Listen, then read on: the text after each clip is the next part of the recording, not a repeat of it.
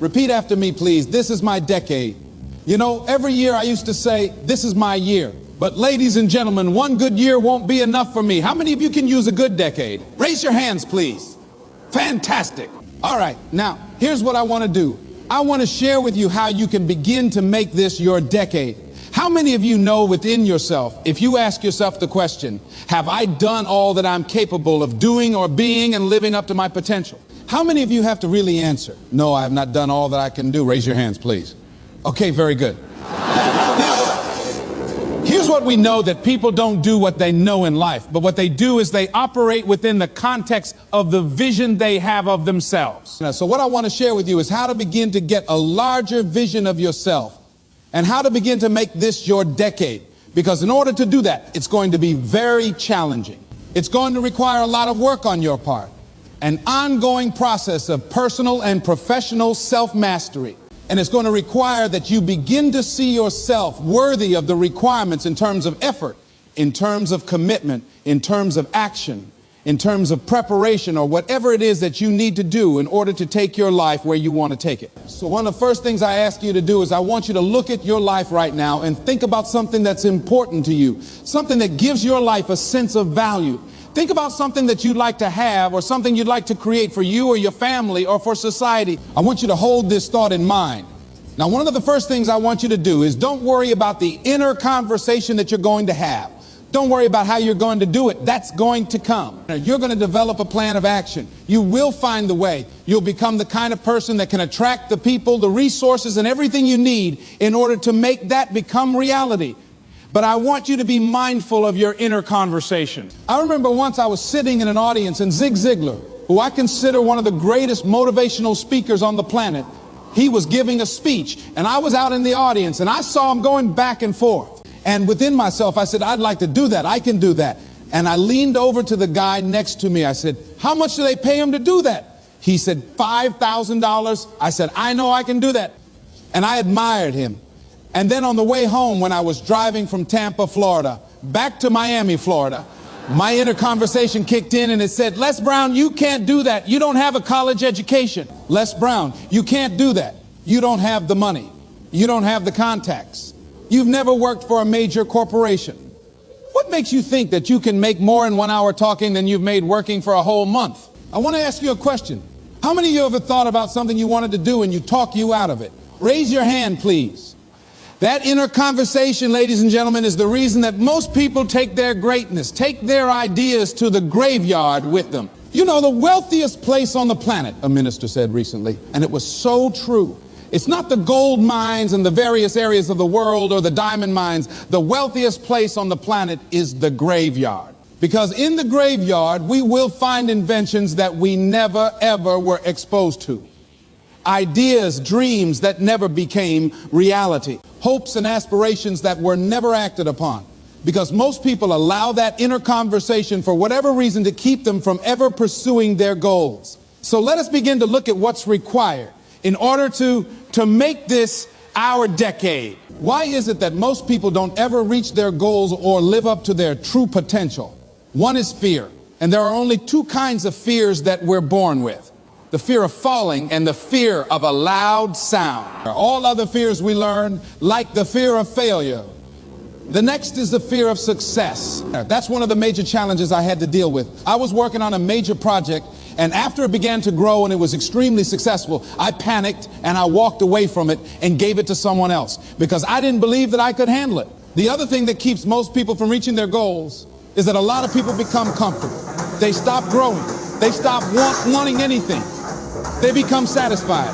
They stop looking at ways in which they can improve themselves. They stop putting things in front of them. I was reading something by a great man, George Bernard Shaw, and he said something to the effect that to have succeeded is to have finished one's business on earth. Like the male spider who is killed by the female spider the moment he has succeeded in his courtship.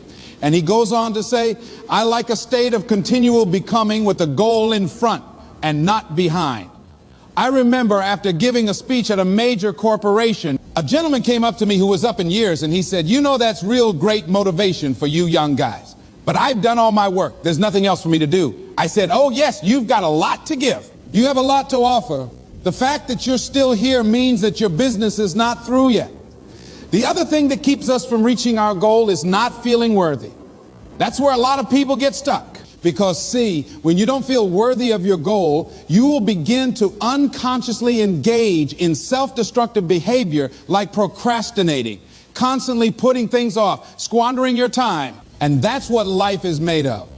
Something else that keeps us from reaching our goal, and that is many times because we spend so much time complaining and blaming everybody or everything. I'm reminded of a friend of mine who talked about the fact that one day he was walking by this house and some people sitting on a porch, and there was a dog on the porch, and this dog was just moaning and groaning. So he was curious and he asked the owner, he said, "Why is this dog moaning and groaning?" And the owner said, "Because he's laying on a nail." He said, "It's not hurting bad enough for him to get off." How many of you know people who moan and groan and complain about life all the time? All right. They might moan and groan about their job. "I'm sick of this job. I'm sick of you." And they just moan and groan and complain all the time and never do anything about it. They haven't got to the point where they're sick and tired of being sick and tired. They just have enough energy to complain about it. And they consider that, in fact, they believe that that's equivalent to doing something about it, just complaining. No, that can't get you where you want to go. That cannot create your reality for you. The other thing that keeps most people from realizing their true greatness and their true potential, circumstances, their environment. There are many people who believe because of where they're born, because of the area where they are in life and where they find themselves. That's all they know. Given my circumstances, ladies and gentlemen, I shouldn't be doing what I'm doing right now. See, I know something about you, even not knowing you, that you've got greatness within you. You have the ability to do things that you can't even begin to imagine. You have talents and skills in you that you haven't even began to reach for yet. No one could have convinced me, given my circumstances, given my background, that I would be doing what I'm doing right now. I was born in Liberty City on a floor on 62nd Street, a twin brother and me. When we were 6 weeks of age, we were adopted. And when I was in 5th grade, I was identified as EMR, labeled educable, mentally retarded, and put back from the 5th grade into the 4th grade, and stayed in that category until I got out of high school. I have no college training, but here's what happened. I had an intervention in my life, a man who saw something in me in a time that I did not see something in myself.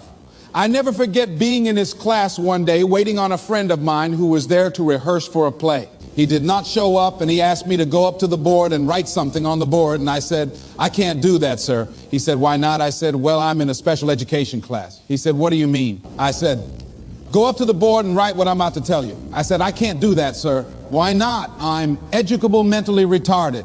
And he came from behind his desk. And he said, "Don't ever say that again. Someone's opinion of you does not have to become your reality." And that changed my life.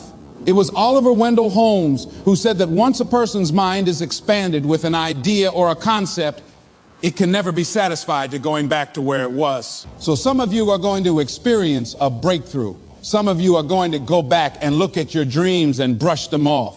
Some of you are going to begin to look at yourself and say, "Hey, look here. I know I have not done all that I can do." Whatever goal that you have in mind, I want that to be a goal that will challenge you, something that will make you stretch. It was Osborne who said, "Unless you attempt to do something beyond that, which you've already mastered, you will never grow." What is it that you looked at some point in time and you decided that you couldn't do it, that you talk yourself out of it? Whatever it is, bring it back out there. How are you going to do it? That will come to you in due time. So you don't get in life what you want, ladies and gentlemen. You get in life what you are, not what you want. See, the good news is that we can always become more by working to develop ourselves. So the first process of making this your decade, you've got to begin to take a look at your life and look at where are you right now? What are your strengths? What are your weaknesses? What gives your life a sense of fulfillment, a sense of joy? What does a full, rich life means to you? What is it that you could love doing 7 days a week that'll bring a smile to your face?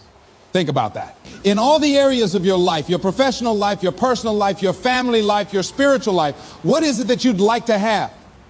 Once you begin to determine that, that takes you to the next step. And that is once you decide what it is that you want, now you've got to decide that you deserve that. Repeat after me, please. I deserve the best that life has to offer. Do you know by actively pursuing your purpose, it could perhaps extend your life? The number one killer in this country of all the diseases we have, heart disease. That's the number one killer. And if you ask most people, when is it that the majority of people have their first major heart attack? Some people will tell you as a result of obesity, or smoking cigarettes, or high cholesterol, or high blood pressure. And all of those are contributing factors. However, the truth of the matter is that most people don't realize that the majority of people suffer their first major heart attack on Monday morning between 8 a.m. and 9 a.m. People getting ready to go to jobs that they don't like, jobs that are making them sick. You see, when you're not pursuing your goal, you are literally committing spiritual suicide.